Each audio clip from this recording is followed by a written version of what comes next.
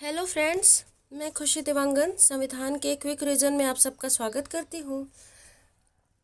अभी तक हमने मौलिक कर्तव्य भाग 4 क तक पढ़ लिया है। आज का हमारा टॉपिक है भाग 5 केंद्र में शासन, और इसमें मुख्यतः हम राष्ट्रपति के बारे में पढ़ेंगे। राष्ट्रपति से रिलेटेड जितनी अनुच्छेद हैं और उनमें क्या क्या वर्णन है इसके बारे में पढ़ेंगे। और ये हर तरह के जो भी कॉम्पिटिटिव एग्ज़ाम होंगे, चाहे एसएससी हो, रेलवे हो, व्यापम हो, पीएससी, सभी में आपसे मैक्सिमम क्वेश्चन राष्ट्रपति से ही पूछे जाते हैं। मतलब भाग 5 और भाग 6 से ही आपको ज़्यादातर क्वेश्चन देखने के लिए मिलेंगे, इसलिए आप वीडियो को लास्ट तक देखिए। आपसे हर टाइप के क्वेश्चन बनेंगे, और कोई भी अगर आपको डाउट हो, कुछ भी पूछना हो, तो बेझिझक आप कमेंट बॉक्स में पूछ सकते हैं। तो चलिए स्टार्ट करते हैं। तो मैं पहले आपको बता दूं कि हम भाग 5 में क्या पढ़ने वाले हैं। एक ओवरव्यू दे देती हूं आपको कि हम एक अनुच्छेद 52 से 151 तक, ठीक है, अनुच्छेद 52 से 151 तक पढ़ेंगे। केंद्र में शासन के बारे में पढ़ेंगे, तो इसको हम 4 भाग में डिवाइड करके पढ़ेंगे। एक कार्यपालिका, एक विधायिका, एक न्यायपालिका, एक कैग, नियंत्रक, महालेखा परीक्षक, कंट्रोलर, ऑडिटर जनरल, ठीक है। तो इसमें 52 से 151 को हम 4 भाग में अगर डिवाइड करते हैं तो 52 से 78 तक आपका कार्यपालिका हो जाता है, 79 से 121 तक विधायिका हो जाती है, 123 से 147 तक न्यायपालिका, और 148 से 151 तक कैग, ठीक है। तो कार्यपालिका में हम राष्ट्रपति, उपराष्ट्रपति, प्रधानमंत्री के बारे में पढ़ेंगे। विधायिका में हम लोकसभा, राज्यसभा और राष्ट्रपति से कुछ कुछ रिलेटेड चीज़ें पढ़ेंगे, ठीक है। न्यायपालिका में हम क्योंकि केंद्र के बारे में पढ़ रहे हैं, इसलिए हम यहाँ सुप्रीम कोर्ट के बारे में पढ़ेंगे। और लास्ट में कैग, कंट्रोलर, ऑडिटर जनरल, नियंत्रक एवं महालेखा परीक्षक के बारे में पढ़ेंगे, ठीक है। तो चलिए देखते हैं। जो कार्यपालिका है उसको मैंने बताया था आपको कि राष्ट्रपति, उपराष्ट्रपति और प्रधानमंत्री के बारे में पढ़ेंगे। तो आज का हमारा जो लेक्चर है वह राष्ट्रपति से रिलेटेड होने वाला है। 52 से 78 को भी हम अगर डिवाइड करें तो इसमें 52 से 62 तक राष्ट्रपति का अनुच्छेद है, ठीक है। 63 से 73 तक उपराष्ट्रपति का है, और प्रधानमंत्री का 74 से 78 तक प्रधानमंत्री से रिलेटेड है, ठीक है। तो हम आपको अभी 52 से 62 यानी 52 से 62 तक राष्ट्रपति के बारे में पढ़ाएंगे। तो चलिए स्टार्ट करते हैं। राष्ट्रपति से रिलेटेड जितने भी महत्वपूर्ण, जितने सारे आर्टिकल हैं मैंने यहाँ नोट डाउन कर दिए हैं। आपको 2-3 बार इसको पढ़कर, लिखकर याद कर लेना है, क्योंकि आर्टिकल से भी रिलेटेड क्वेश्चन पूछ दिया जाता है। जैसे राष्ट्रपति का पद का उल्लेख कौन से अनुच्छेद में है, तो कौन से अनुच्छेद में है ये पता होना चाहिए, ठीक है। तो चलिए लाइन से देखते हैं। अनुच्छेद 52, अनुच्छेद 52 क्या कहता है कि भारत का राष्ट्रपति होगा, ठीक है। भारत का एक राष्ट्रपति होगा, यानी राष्ट्रपति पद का उल्लेख कहाँ है, अनुच्छेद 52 में है। जो राष्ट्रपति है वो संवैधानिक प्रमुख होगा। क्या होगा, संवैधानिक प्रमुख होगा, ठीक है। तो अनुच्छेद 52 कहता है कि भारत का एक राष्ट्रपति होगा, यानी राष्ट्रपति पद का उल्लेख अनुच्छेद 52 में है। अनुच्छेद 53, अनुच्छेद 53 कहता है कि संघ की कार्यपालिका शक्ति राष्ट्रपति में निहित होगी। मोस्ट इम्पॉर्टेंट, क्या बोलता है अनुच्छेद 53, संघ की जो कार्यपालिका शक्ति है वह राष्ट्रपति में निहित होगी। आपको यही याद रखना है। अगर मैं आपको बता दूं कि जो राष्ट्रपति है वह नाम मात्र का या औपचारिक प्रमुख है, वास्तविक प्रमुख तो प्रधानमंत्री ही है। सारे निर्णय, सारी शक्तियों का उपयोग प्रधानमंत्री ही करता है ना, ठीक है। तो अनुच्छेद 53 क्या कहता है, संघ की कार्यपालिका शक्ति राष्ट्रपति में निहित होगी, ठीक है। अनुच्छेद 54, राष्ट्रपति का निर्वाचन, राष्ट्रपति का निर्वाचक मंडल, ठीक है, इसके बारे में कहता है अनुच्छेद 54, ठीक है। अनुच्छेद 55 कहता है राष्ट्रपति के निर्वाचन की रीति, ठीक है। पहले राष्ट्रपति होगा, ठीक, उसकी कार्यपालिका शक्ति जो है राष्ट्रपति में निहित होगी। संघ की जो कार्यपालिका शक्ति है वो राष्ट्रपति में निहित होगी, ठीक है। अब राष्ट्रपति तो है, तो उसका निर्वाचक मंडल कैसा होना चाहिए, निर्वाचन कैसा होना चाहिए, ये 54 कहता है, ठीक है। निर्वाचन की रीति कैसी होनी चाहिए, यानी प्रक्रिया कैसी होनी चाहिए, यह 55 कहता है, ठीक है। 56 क्या कहता है, राष्ट्रपति की पदावधि। हमने निर्वाचन कर लिया, निर्वाचन की प्रक्रिया जान ली, है ना, तब उसका कार्यकाल कितना होना चाहिए। तो अनुच्छेद 56 क्या कहता है कि राष्ट्रपति का जो पदावधि है या कार्यकाल है वह कितना होना चाहिए, ठीक है। तो मैं आपको बता दूं कि राष्ट्रपति का कार्यकाल 5 वर्ष का होता है। कब से? पद ग्रहण करने की तिथि से, शपथ नहीं, पद, है ना। पद ग्रहण करने की तिथि से 5 वर्ष का होता है, लेकिन वह तब तक अपने पद पर बना होता है जब तक कि कोई नया राष्ट्रपति, जैसे इसका 5 वर्ष पूरा हो गया है ना, और नए राष्ट्रपति का चुनाव हो गया है, लेकिन उसने पद ग्रहण नहीं किया है, तो जब तक नया राष्ट्रपति पद ग्रहण नहीं कर लेता तब तक इसका कार्यकाल होता है। ठीक है, तो राष्ट्रपति का कार्यकाल कितना होता है? 5 वर्ष का होता है, पद ग्रहण करने की तिथि से होता है, और जब तक नया राष्ट्रपति पद ग्रहण नहीं कर लेता तब तक ये अपने पद पर बना रहता है। ठीक है। अनुच्छेद 57, अनुच्छेद 57 क्या कहता है? पुनर्निर्वाचन के लिए पात्रता, यानी राष्ट्रपति अगर पुनर्निर्वाचन के लिए क्या क्या पात्रता रखता है, मतलब क्या क्लॉजेस हैं, ये आपको अनुच्छेद 57 से पता चलता है। तो मैं आपको बता दूं कि भारत में जो राष्ट्रपति है वह कितनी बार भी पुनर्निर्वाचित हो सकता है, कोई बंधनकारी नहीं है कि सिर्फ 1 बार बन सकता है, 2 बार बन सकता है, 3 बार बन सकता है, ऐसा कुछ भी नहीं है। ठीक है, एक राष्ट्रपति जो एक बार राष्ट्रपति का चुनाव लड़ चुका है, राष्ट्रपति बन चुका है, वो अपने जीवन पर्यंत कितने बार भी राष्ट्रपति का चुनाव लड़ सकता है और राष्ट्रपति के लिए निर्वाचित हो सकता है। ठीक है। अनुच्छेद 58, अनुच्छेद 58 क्या कहता है? राष्ट्रपति निर्वाचित होने के लिए अर्हताएं यानी योग्यता। ठीक है, क्या क्या योग्यता होनी चाहिए राष्ट्रपति निर्वाचित होने के लिए, इसके बारे में कौन कहता है? अनुच्छेद 58। ठीक है। अनुच्छेद 59 क्या कहता है? राष्ट्रपति पद के लिए शर्तें। ठीक है, राष्ट्रपति पद के लिए क्या क्या शर्त होनी चाहिए, इसके बारे में कौन कहता है? अनुच्छेद 59। ठीक है, चलिए आगे देखते हैं। अनुच्छेद 60, तो अनुच्छेद 60 क्या कहता है? शपथ, राष्ट्रपति द्वारा जो ली जाने वाली शपथ है उसके बारे में उल्लेख है। किसमें? अनुच्छेद 60 शपथ। ठीक है। 61 मोस्ट इम्पॉर्टेंट। ठीक है, मोस्ट इम्पॉर्टेंट इसलिए क्योंकि इसमें महाभियोग के बारे में दिया है। ठीक है, राष्ट्रपति पर महाभियोग चलाने की प्रक्रिया, अनुच्छेद 61। बार बार एग्जाम में पूछा जाता है कि राष्ट्रपति पर महाभियोग चलाने की प्रक्रिया कौन से आर्टिकल में है, तो आर्टिकल 61 ठीक है। अनुच्छेद 62, अनुच्छेद 62 क्या कहता है? राष्ट्रपति के पद में रिक्ति को भरने के लिए निर्वाचन करने का समय, आकस्मिक रिक्ति को भरने के लिए निर्वाचित व्यक्ति की पदावधि। ठीक है, मतलब मैं आपको बताती हूँ कि जैसे राष्ट्रपति का मैंने बताया कार्यकाल 5 वर्ष का होता है, 5 वर्ष का होता है, मैंने बताया है ना। तो इससे पहले भी तो पद रिक्त हो सकता है। किस किस क्लास में हो सकता है? या तो उसकी मृत्यु हो जाए, है ना, राष्ट्रपति की अगर मृत्यु हो गई तो पद खाली हो सकता है, या फिर उसने त्यागपत्र दे दिया है तो भी पद रिक्त हो सकता है, या फिर उस पर अगर महाभियोग, जिसके बारे में हमने अनुच्छेद 61 में पढ़ा है ना, महाभियोग अगर चलाया जाए तो भी तो उनका पद रिक्त हो सकता है।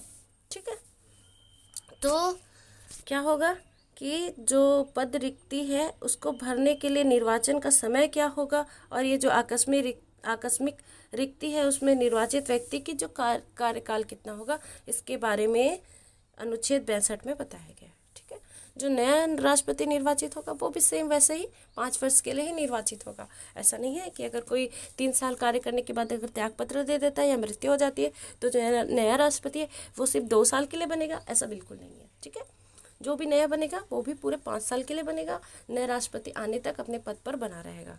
ठीक है, चलिए आगे देखते हैं। राष्ट्रपति का निर्वाचन, अनुच्छेद 54। ठीक है, तो राष्ट्रपति का जो निर्वाचन है अनुच्छेद 54 जिसके बारे में मैंने बताया, उसमें पहले तो आपको पता होना चाहिए, ये सारे कीवर्ड है, ये सारे कीवर्ड आपको याद होने चाहिए। ठीक है, कि एक निर्वाचक मंडल होगा। ठीक है, निर्वाचक मंडल के सदस्यों के द्वारा राष्ट्रपति का चुनाव होगा। ठीक है, निर्वाचक मंडल के सदस्यों के द्वारा राष्ट्रपति का चुनाव होगा। अप्रत्यक्ष निर्वाचन होगा। ठीक है, आनुपातिक प्रतिनिधित्व प्रणाली के द्वारा होगा, एकल संक्रमणीय मत पद्धति के द्वारा होगा और गुप्त मतदान के द्वारा होगा। ठीक है, निर्वाचक मंडल के सदस्यों के द्वारा होगा, अप्रत्यक्ष निर्वाचन होगा।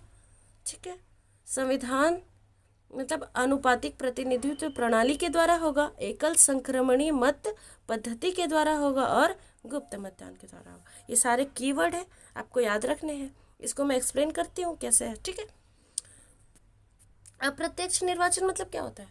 जिसमें जनता स्वयं वोट नहीं डालती, लेकिन जनता के द्वारा चुने हुए जो प्रतिनिधि हैं, जैसे लोकसभा के सदस्य हो गए, राज्यसभा के सदस्य हो गए, विधानसभा के सदस्य हो गए, है ना, जिसको जनता ने चुना है वो वोट डालते हैं। इसलिए अप्रत्यक्ष निर्वाचन बोला जा रहा है। गुप्त मतदान मतलब खुला वोट नहीं होता, गुप्त होता है। ठीक है, और बाकी जो दोनों तीन वर्ड हैं उसको मैं आगे एक्सप्लेन करती हूँ। तो चलिए देखते हैं। राष्ट्रपति का निर्वाचक मंडल। राष्ट्रपति का निर्वाचक मंडल कैसा होगा? संसद के दोनों सदनों, ठीक है, संसद के दोनों सदनों कौन? लोकसभा और राज्यसभा के निर्वाचित सदस्य। मैंने कहा निर्वाचित सदस्य, ये भी आपको याद रखना है, ठीक है, क्योंकि लोकसभा में भी मनोनीत सदस्य होते हैं, दो एंग्लो इंडियन कौन चुनता है? राष्ट्रपति। और राज्यसभा में मनोनीत सदस्य होते हैं 12 सदस्य, जिसको कौन चुनता है? राष्ट्रपति। उनको छोड़कर जो निर्वाचित हुए हैं, जिसे जनता ने चुना है, ठीक है, निर्वाचित सदस्य जो चुनाव लड़कर आते हैं, चाहे वो लोकसभा के सदस्य हो या राज्यसभा के सदस्य हो, ठीक है, जो निर्वाचित सदस्य होंगे, ठीक है, उनको ही निर्वाचक मंडल में शामिल किया गया है, वो ही राष्ट्रपति के चुनाव में वोट डाल सकते हैं। ठीक है, राज्य विधानसभा के निर्वाचित सदस्य, राज्य विधानसभा के निर्वाचित सदस्य, मैंने विधानसभा कहा, नॉट विधान मंडल। ठीक है, विधानसभा मतलब निम्न सदन है, ठीक है, और विधानमंडल में दो होता है, एक विधान परिषद और विधानसभा, क्योंकि सभी राज्यों में विधान परिषद नहीं है, ठीक है, इसलिए सिर्फ और सिर्फ विधान सभा के जो सदस्य हैं वो भी निर्वाचित है ना, वही राष्ट्रपति का चुनाव में वोट डाल सकते हैं। ठीक है, केंद्र शासित प्रदेश में दिल्ली और पुदुचेरी विधानसभा के जो निर्वाचित सदस्य हैं वो वोट डाल सकते हैं। ठीक है, तो आपको याद रखना है, लोकसभा राज्यसभा के निर्वाचित सदस्य, विधानसभा के निर्वाचित सदस्य और केंद्र शासित प्रदेश में दिल्ली और पुदुचेरी के विधानसभा के निर्वाचित सदस्य राष्ट्रपति के निर्वाचक मंडल में शामिल होते हैं। ठीक है, आगे देखते हैं। राष्ट्रपति के निर्वाचन में विभिन्न राज्यों का समान प्रतिनिधित्व हो, इसके लिए राज्य विधानसभा और संसद के मतों का मूल्य निम्न प्रकार से निर्धारित होता है। ठीक है, तो ये फॉर्मूला है, इसको भी आपको याद रखना है। जैसे एक विधायक का मत मूल्य है, तो विधायक का मत मूल्य है वो किस प्रकार से होगा? राज्य की कुल जनसंख्या बटे राज्य विधानसभाओं के कुल निर्वाचित सदस्य इंटू 1/1000, यानी राज्य की जैसे कुल जनसंख्या हमारी छत्तीसगढ़ की मान ले तो 2,55,45,148 कुछ है, समथिंग, है ना, और राज्य के विधानसभा के कुल निर्वाचित सदस्य कितने हैं? 90। ठीक है, इसको किसे करना है? 1/1000 से गुणा करना है, तो एक विधायक का मत मूल्य निकल जाएगा। ठीक है, ऐसे ही सारे विधायकों, सभी राज्यों के विधायकों का मत मूल्य निकाल लेंगे। ठीक है, फिर अब संसद का मत मूल्य कैसे निकालेंगे? तो संसद का जो मत मूल्य है वो कैसे निकालेंगे? सभी राज्य के विधायकों के मतों का मूल्य निकल गया, जैसे छत्तीसगढ़ के एक विधायक का निकला तो ऐसे 90 का निकल जाएगा, है ना, फिर 90 का निकालने के बाद वैसे सभी राज्यों का विधायकों का जब मत मूल्य निकल जाएगा, सबको काउंट करेंगे, उसके बाद ऊपर में यही रहेगा। ठीक है, सभी राज्यों के विधायकों के मतों का मूल्य जो काउंट किया हमने वो रहेगा। फिर संसद के निर्वाचित सदस्यों की कुल सदस्य संख्या, मतलब जैसे लोकसभा में और राज्यसभा में जितने भी निर्वाचित सदस्य हैं उनकी कुल संख्या का योग है ना, उससे डिवाइड कर देंगे तो एक संसद के मत का मूल्य निकल जाएगा। ठीक है, निश्चित मतों का भाग, यानी जो कुल वैध मत पड़े हैं उसको 2 1 + 1 धन 1 से, ऐसे फॉर्मूला से हमको इसके निश्चित मतों का भाग मिल जाएगा। ठीक है, तो ये फॉर्मूला है, जस्ट नॉर्मली आपको पता होना चाहिए, याद रखना चाहिए, कम से कम ये 2 फॉर्मूले तो आपको याद रखने ही हैं। विधायक का मत मूल्य कैसे निकलता है और संसद के मत मूल्य कैसे निकलता है। ठीक है, चलिए आगे देखते हैं। मैंने एक एग्जाम्पल से आपको समझाने की कोशिश की है, चलिए देखते हैं।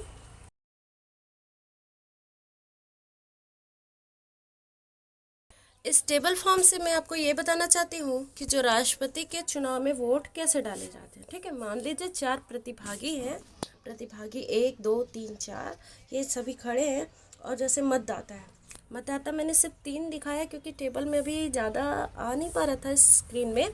ठीक है, तो जैसे जितने भी मतदाता हैं वो कैसे वोट डालेंगे, राष्ट्रपति का चुनाव कैसा होगा, वो उसके बारे में बता रही हूँ। ठीक है, जैसे 4 प्रतिभागी खड़ी है, तो मैं मतदाता हूँ, मैं वोट दे रही हूँ तो किसी एक प्रतिभागी को नहीं चुन सकती।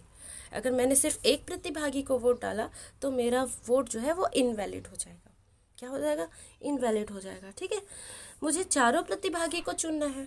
अब चारों प्रतिभागी को कैसे चुनूँ मैं, तो उसको हम प्रेफरेंस देंगे, है ना, वरीयता के क्रम में चुनेंगे। जैसे कि मुझे प्रतिभागी सेकंड जो है वो ज़्यादा एलिजिबल लग रहा है राष्ट्रपति के लिए, तो मैं क्या करूँगी, उसको फर्स्ट प्रेफरेंस दूंगी। ऐसे किसी और को दूसरा, किसी तीसरे को तीसरा, चौथा, ऐसा है ना, मतलब चारों को मैं पहला, दूसरा, तीसरा, चौथा ऐसे क्रम में प्रेफरेंस दे दूंगी। वैसे जितने मतदाता हैं वो अपनी चॉइस के अनुसार, ठीक है,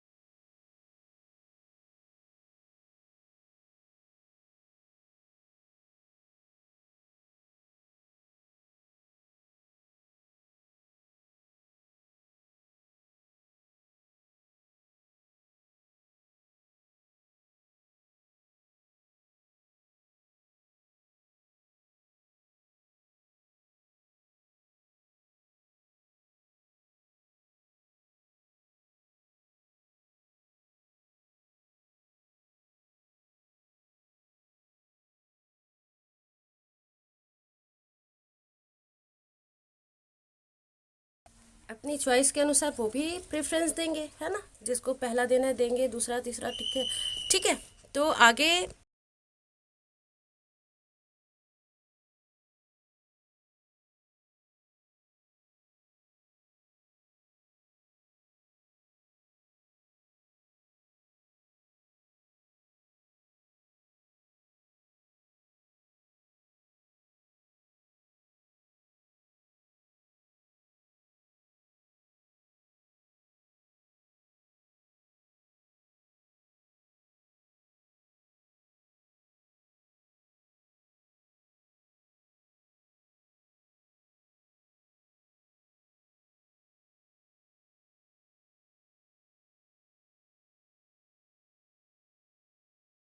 आगे सभी प्रतिभा मतलब सभी मतदाता भी अपने पसंद से वोट देंगे। ठीक है, अब हमको ये पता होना चाहिए कि राष्ट्रपति के चुनाव में राष्ट्रपति चुने जाने के लिए 50+1 यानी साधारण बहुमत होना बहुत ज़रूरी है। 50+1 जिस प्रतिभागी को मिल जाएगा वह राष्ट्रपति चुना जाएगा। ठीक है, तो जैसे हमने तो वरीयता दे दी, पहला, दूसरा, तीसरा, चौथा, अब सबके वोटों की गिनती हो रही है। ठीक है, तो गिनती होने से मान लो प्रथम चरण की जो मैंने लिखा है प्रथम चरण, तो प्रथम चरण में प्रथम वरीयता के मतों की गणना होगी। ठीक है, इसमें मतलब हम गिनेंगे कि किसको सबसे ज़्यादा प्रथम वरीयता मिली है, मतलब कौन है जिसको सबसे ज़्यादा लोग चाहते कि वो राष्ट्रपति बने। अगर प्रथम वरीयता में मतों की गणना होती है और किसी प्रतिभागी को 50+1, ठीक है, यानी साधारण बहुमत मिल जाता है, ठीक है, तो क्या होगा, साधारण बहुमत मिल जाता है तो वह राष्ट्रपति चुना जाएगा। मान लीजिए ऐसा इनकेस हो जाता है कि किसी को प्रथम चरण की गणना में किसी को भी 50+1 नहीं मिलता, 50+1 वोट नहीं मिलता है, तो द्वितीय चरण की गणना होगी और इसमें मतों का स्थानांतरण होगा। किस प्रकार से होगा कि जो चौथा प्रतिभागी जो लास्ट में आया होगा, जिसको सबसे कम वोट मिले होंगे, वो एलिमिनेट हो जाएगा और उसके जो वोट है वो बाकी कैंडिडेट में उसके सेकंड वरीयता के अनुसार डिस्ट्रीब्यूट हो जाएंगे, बढ़ जाएंगे। ठीक है, उसने जिसको जिसको भी सेकंड प्रेफरेंस दिया होगा उसको उसको उसके वोट ट्रांसफ़र हो जाएंगे। इसी को ही बोलते हैं एकल संक्रमणीय मत पद्धति, ट्रांसफ़र हो रहा है वोट, है ना। वो एलिमिनेट हो गया। ऐसी प्रक्रिया तब तक चलती रहेगी जब तक कि किसी को 50+1 वोट नहीं मिल जाता। जैसे ही किसी को 50+1 हो गया, फिर वह राष्ट्रपति चुना जाएगा। ठीक है, कुछ और याद रखना है आपको, ये शर्तें से रिलेटेड है। ठीक है, जो 59 हमने पढ़ा उसमें राष्ट्रपति निर्वाचन के लिए जो शर्तें हैं वो क्या होनी चाहिए। चुनाव में नामांकन के लिए कम से कम 50 प्रस्तावक और 50 अनुमोदक होना चाहिए। ठीक है, मतलब कोई भी अगर राष्ट्रपति चुनाव के लिए नामांकन दर्ज करता है तो उसके लिए क्या होना चाहिए, 50 प्रस्तावक होना चाहिए और 50 अनुमोदक होना चाहिए। ठीक है, आरबीआई में 15,000 की राशि जमा करना पड़ता है। ठीक है, जमानत राशि के रूप में 15,000 रुपये कहाँ जमा होगा, आरबीआई में जमा होगा। अगर उसने कुल मतों का 1/6, जितने भी वोट पड़ रहे हैं उसका 1/6 मत हासिल नहीं किया तो उसकी जमानत राशि जब्त हो जाएगी, उसे वापस नहीं मिलेगी। ठीक है, तो ये 2 चीज़ें आपको याद रखनी है। ठीक है, चलिए आगे देखते हैं।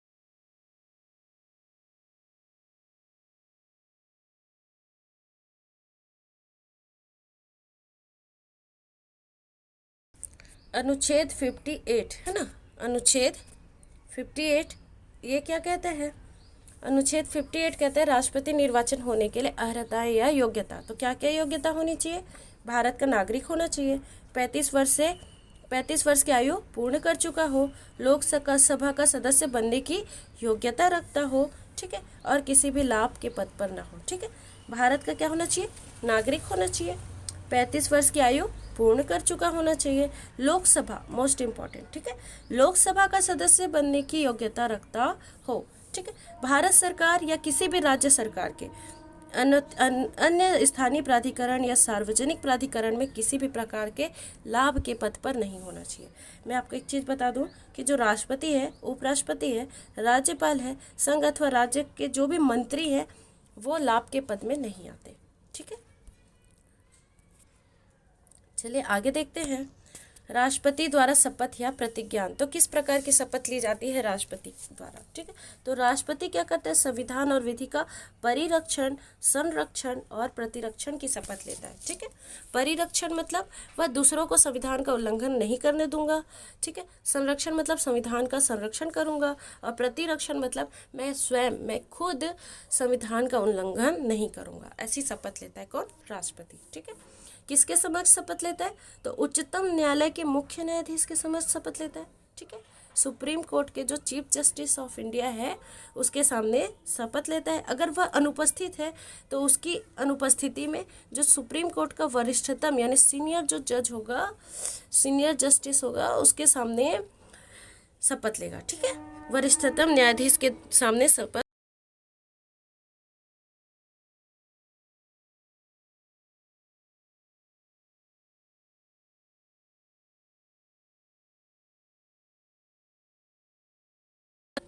लेगा। ठीक है, तो किसके समक्ष लेता है, सुप्रीम कोर्ट के चीफ जस्टिस ऑफ इंडिया के समक्ष, या उसकी अनुपस्थिति में वरिष्ठतम न्यायाधीश जो सुप्रीम कोर्ट का होगा उसके समक्ष शपथ लेगा। ठीक है, चलिए आगे देखते हैं। ठीक है, आज के पार्ट में इतना ही है। ठीक है, महाभियोग जो राष्ट्रपति से रिलेटेड महाभियोग है वो भी मोस्ट इम्पॉर्टेंट है और बार बार पूछता है। चूँकि आप निर्वाचक मंडल और ये जितने क्लॉजेस मैंने बताया सब में कंफ्यूज हो जाएंगे, इसलिए राष्ट्रपति की शक्तियाँ और महाभियोग इसके लिए एक अलग से लेक्चर बनेगा। तो आप लेक्चर और चैनल पे कंटिन्यू बने रहिए। आपको हम सारे टॉपिक क्लियर करवा देंगे। और कोई भी अगर डाउट होता है तो आप कमेंट बॉक्स में बेझिझक पूछ सकते हैं। चैनल पर बने रहने के लिए धन्यवाद। Thank you.